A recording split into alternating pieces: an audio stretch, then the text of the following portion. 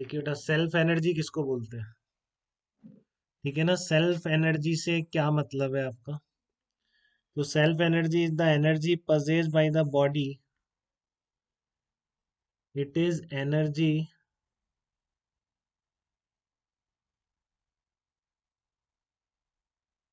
possessed by the body due to interaction forces,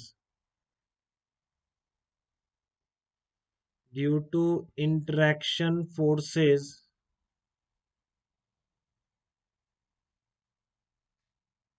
inside the body, due to interaction forces inside the body.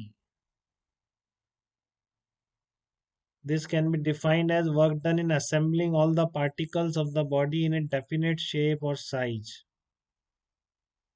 ठीक है ना, और आप क्या बोल सकते हैं, और this is the work done, और this is the work done in assembling, this is the work done in assembling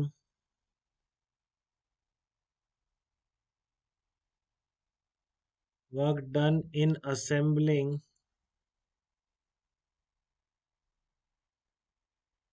all the particles of the body in a definite shape or size, assembling all the particles of body, all the particles of body in definite shape and size, in definite shape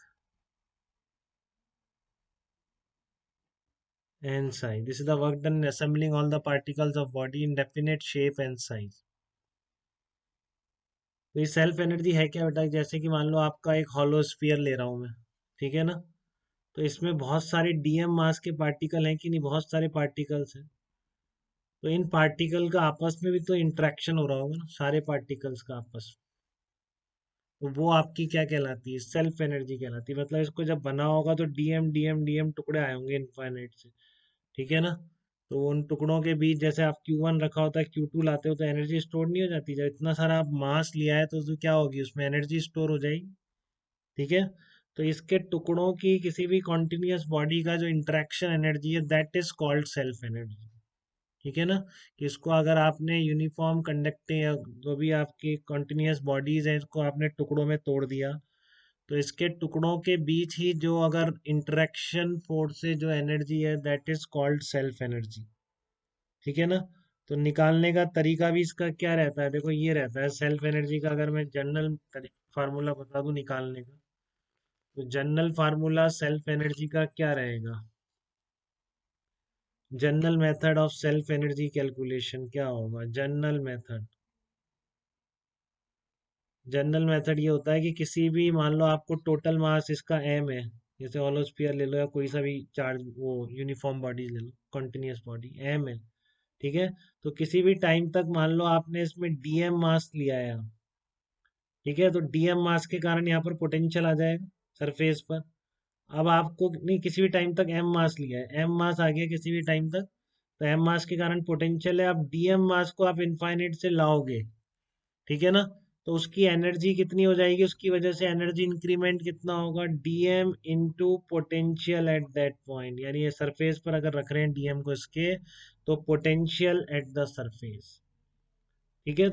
तो आप क्या करेंगे, हमेशा ऐसे करेंगे कि अभी M मास आ गया, मान लो जनरल स्मॉल एम, टोटल आपको कहाँ तक पहुंचाना है? कैपिटल एम तक पहुंचाना है, बट जनरल एम मास आ गया तो उसकी वजह से पोटेंशियल एनर्जी कितनी आ गई? डीएम, एम मास था ही, डीएम और आ गया तो डीएम इंटू वी।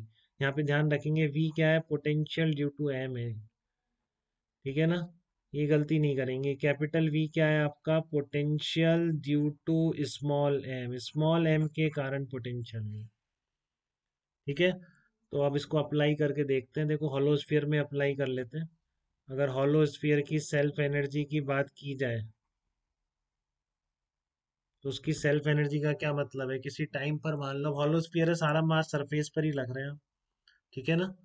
हॉलोस्फीयर है तो सारा मास सरफेस पर ही रख रहे हैं, तो किसी टाइम टोटल तो ये सिचुएशन है, एम मास का हॉलोस्फीयर है, ठीक है ना। और एट एनी टाइम मैं अगर बात कर रहा हूँ, ध्यान से देखेंगे बेटा, एट एनी टाइम टी,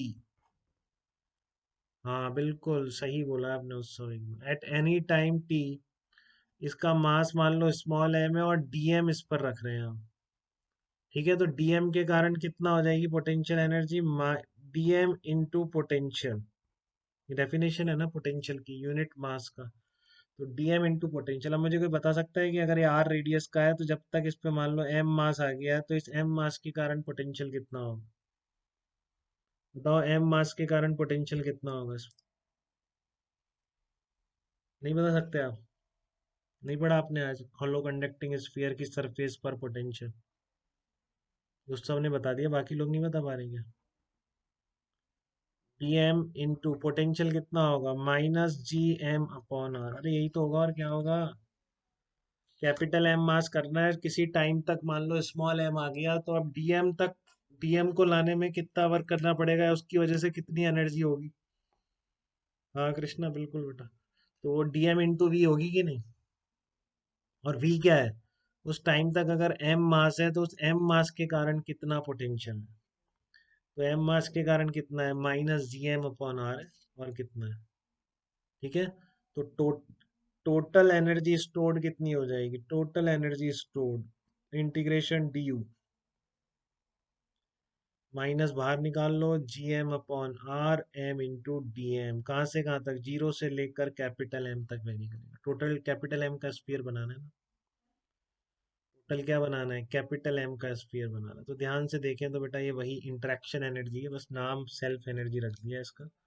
नहीं तो ये भी वही मासेस का इंटरेक्शन ही है, बस कॉन्टिन्यूस है।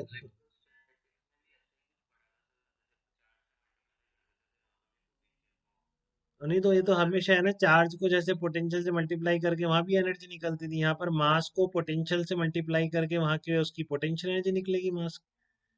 इसमें क्या है देखो, आप एक बार आप थोड़ा सा ध्यान से देख लो इसको, कि मैं कह रहा हूँ कि ये जनरल चीज है तो बहुत आपको एनर्जी, यही तो बताइए मैंने वहां भी बोला था कि एनर्जी क्या होती है, यूनिट मास का पोटेंशियल। उल्टा लेंगे, यूनिट मास का पोटेंशियल। ठीक है।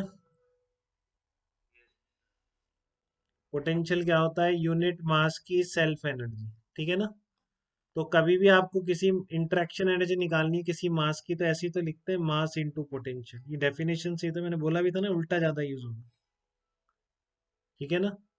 क्लियर है आयुष आपको ये यहाँ तक ही? तो ये बहुत यूज होता है, ये बहुत जनरल चीज है कि आपको कभी भी इंटरेक्शन एनर्जी लिखनी है किसी मास की किसी फील्ड में, तो आप उस मास को किससे मल्टीप्लाई करते हैं, पोटेंशियल से मल्टीप्लाई करते हैं उस पॉइंट के, तो वो पोटेंशियल है। यहाँ भी वही करना था, आपको डीएम मास की पोटेंशियल एनर्जी लिखनी थी। तो डीएम मास को आप सरफेस पे रखोगे और सरफेस के हर पॉइंट पर पोटेंशियल कितना है इसके कारण, अगर ये एम मास है तो। देखो सबको आ रहा है ना, ये minus G M upon R, ये पोटेंशियल है, इसको डीएम से मल्टीप्लाई कर दोगे तो डीएम की पोटेंशियल एनर्जी आ जाएगी। अब ये डीएम की आई है, तो टोटल की अगर निकालनी है तो आपको क्या करना पड़ेगा, सबको ऐड कर देना पड़ेगा। ठीक है ना? टोटल के लिए आपको क्या रखना पड़ेगा, सबको ऐड कर देना पड़ेगा। देखो ये कितना आ गया आपका, एनर्जी आ गई आपके पास minus G M square, minus G M square upon two R आ गई। Minus G M square upon two R is the interaction energy, minus G M square upon two R is the interaction energy या self energy of this hollow sphere. ठीक है। अब अगर मैं कहूँ आप सॉलिड स्फीयर की भी निकाल दो, तो क्या आपको बहुत दिक्कत हो जाएगी क्या सॉलिड स्फीयर की निकालने में? क्योंकि उसमें इतना आसान नहीं है सॉलिड स्फीयर में, क्योंकि मास उसमें कॉन्टिन्यूसली डिस्ट्रीब्यूटेड है। यहाँ तो डीएम लाके जितना भी डीएम आना है सब सरफेस पर ही आना, पूरे सरफेस पर पोटेंशियल वही था आपका, minus G M upon capital R. ठीक है ना? पूरी सरफेस के ऊपर पोटेंशियल कितना था, minus G M upon capital R था। तो यहाँ तो वही चीज़ है, minus G M upon capital R पूरी सरफेस पे था, तो इतनी दिक्कत नहीं है आपको। बट आपका जो हॉलो सॉलिड स्फीयर है उसका केस थोड़ा सा सेल्फ एनर्जी के कॉन्टेक्स्ट में डिफरेंट हो जाता है, तो ये बिल्कुल रिमेम्बर है बेटा ये। तो ये ध्यान रख लें सीपीए वाले, फिर से आपकी जो कंडक्टर की सेल्फ एनर्जी थी कंडक्टिंग स्फीयर की, वो पॉजिटिव थी, ये नेगेटिव आती है। और दूसरी बात, अगर आप इस कंडक्टिंग स्फीयर पे नेगेटिव चार्ज रखते हैं तब भी वहां पर एनर्जी पॉजिटिव रहेगी बेटा। ये मैंने बहुत बार बोला भी है। केतन, याद है क्या आपको? अगर आपने स्फीयर पे नेगेटिव चार्ज रखा है तब भी पोटेंशियल एनर्जी तो पॉजिटिव ही रहेगी। ये इलेक्ट्रोस्टैटिक प्रेशर में बताया था मैंने। देखो, याद आ रहा है क्या सीपी वाले बच्चे को, किसी को ये चीज? हाँ, तो अब आप ध्यान भी ये भी रखेंगे कि यहाँ पे नेगेटिव हो गई, बट यहाँ पे भी कहीं बोल देंगे सर ने कहा था नेगेटिव चार्ज में भी पॉजिटिव रहती है KQ² अपॉन 2R, तो यहाँ भी हम प्लस कर दें, ऐसा नहीं है। यहाँ पर इंटरेक्शन एनर्जी आपकी नेगेटिव ही है, क्योंकि इसमें हमेशा अट्रैक्टिव ही है ना बेटा।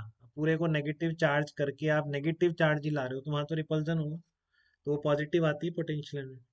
नेगेटिव नेगेटिव चार्ज में भी रिपल्जन होता है, बट मास और मास में तो हमेशा अट्रैक्शन है। ठीक है, तो ये बहुत ही अच्छी तरह ध्यान रखेंगे, सीपी वाले बच्चे गलती ना करें इसमें।